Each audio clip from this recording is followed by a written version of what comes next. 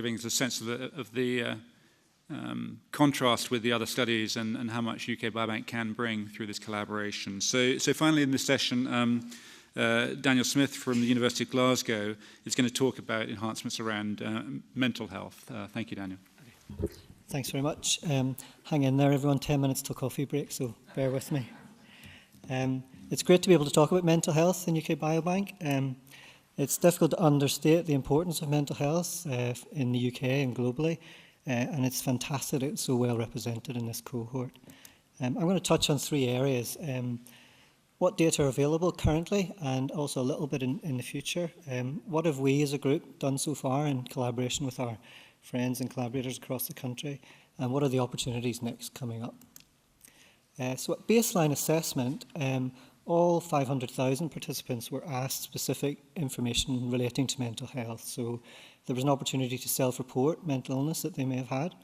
There was also detailed questions about their current psychiatric medication use, antidepressants, antipsychotics, mood stabilizers, and the like. There were also important questions about family history of mental illness, which were very useful. And also questions about alcohol use, which were not as detailed as the alcohol use questions which are coming up in the future, but which nonetheless have been important. And then a really important personality assessment from our point of view was an assessment of neuroticism. And neuroticism is a heritable personality trait that is closely related to anxiety disorders and major depression and other mental illnesses. So it's fantastic that that personality assessment was conducted on all 500,000 participants. Towards the end of recruitment, I think in the last 2 years of recruitment, additional questions relating to mood disorders were incorporated in the assessment, specifically questions about major depressive disorder and questions about mania, the experience of hypomania and mania in their lifetime, which allow us to give some sort of evaluation of the likelihood of bipolar disorder, a key interest of mine and other people. One of the first things we did was to try to apply a diagnostic algorithm to the information that was available on those individuals recruited in the last 2 years. So here about 130,000 people. And I think reassuringly what we found was that about 1% of those probably had bipolar disorder, which is about the percentage you would expect in the population. And then a further 16% satisfied criteria for recurrent major depressive disorder. Again, a figure which is very much consistent with other studies of this nature. So although this is just a very straightforward descriptive diagnostic study, it's been very important for us going forward in terms of categorizing people and looking at risk factors for mood disorder and also the genetics of mood disorder. So I'll try to give you 1 or 2 examples of the work that we've done using these kind of diagnostic criteria in the cohort. As many of you will know, that cognition is extremely important, not obviously for dementia, but for mood disorders. And of course, there's a link between mood disorders and risk of dementia. So we were very interested in looking, I guess at the population level, at the relationship between cognitive performance and mood disorder features. And indeed what we found, although this is not a clinical sample, clearly, we found that people with features of depression or bipolar disorder had indeed worse cognitive performance on many of the tests. But interestingly, when we controlled for a large number of potential confounding variables, these effects were not as prominent. And that's very interesting for lots of different reasons, but also, I think, because it's slightly at odds with the clinical samples that have been tested in this regard. So a very interesting study, I think. It's long been known that what happens to you in the womb and in early delivery experiences is very important for risk of subsequent mental illness. So one of the things that we were able to test was whether low birth weight was a risk factor for features like high neuroticism or risk of depression or bipolar disorder. And indeed, at least on the 83,000 individuals for which there was good information available, it appeared to be the case that low birth weight and very low birth weight appeared to be associated with increased risk of high neuroticism later in life, as well as an increased risk of both major depression and bipolar disorder, which is obviously very interesting that something detectable so early in life can have such a long-standing impact later in life. One of the key interests of our group is the relationship between major depression, bipolar disorder and cardiovascular disease and diabetes.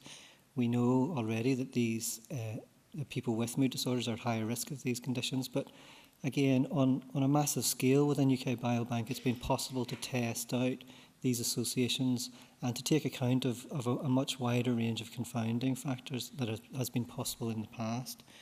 In this work, we looked at heart disease like angina, AMI, heart attacks, high blood pressure, diabetes, stroke, across people without mood disorder and people with depression and bipolar features.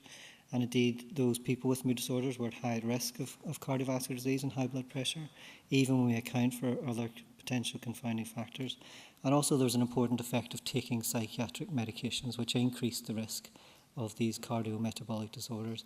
And also, interestingly, even people who didn't appear to have a mood disorder, who were taking a psychiatric medication like a sort of anxiolytic or a sleeping tablet, they also appeared to be at higher risk of cardiovascular disease as well, which is very interesting. So that's just a flavour of the kind of cross-sectional assessments that we've done so far, but obviously we're much more interested in the prospective data, which is going to become available to try to tease out some of those mechanisms in more detail.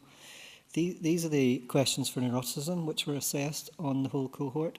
As I said, neuroticism is a personality trait characterised by negative reactions to stress with excessive risk of depression and anxiety.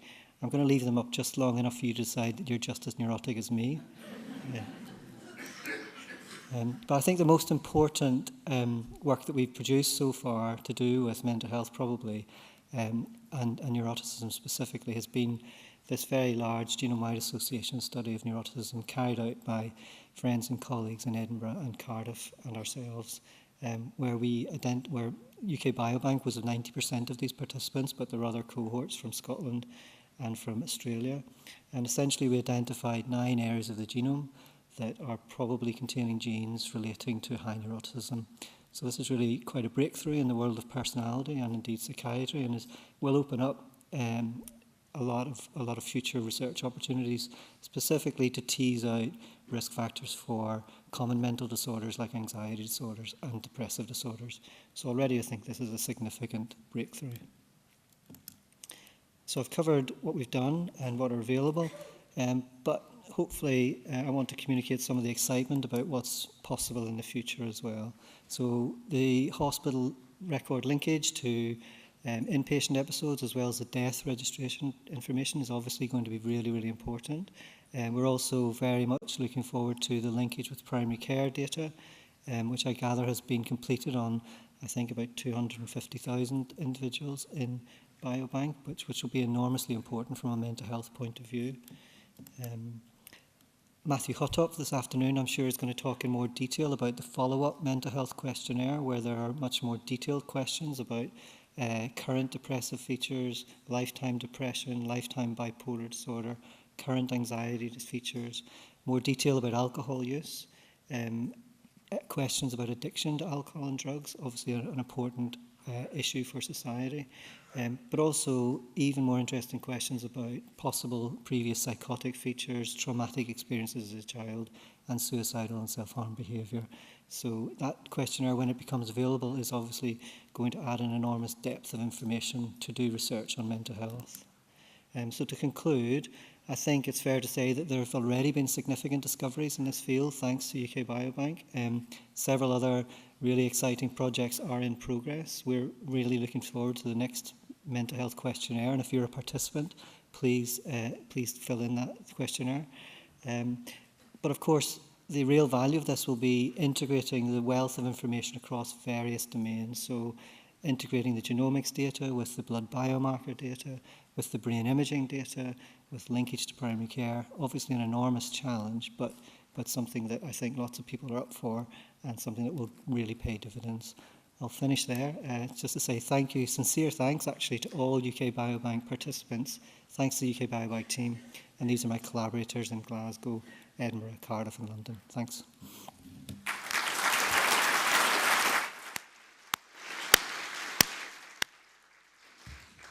Thanks very much. We'll break for coffee now.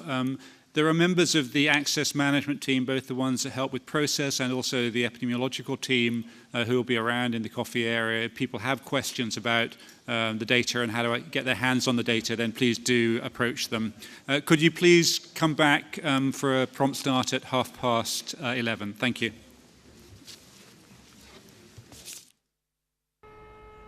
Okay, just keep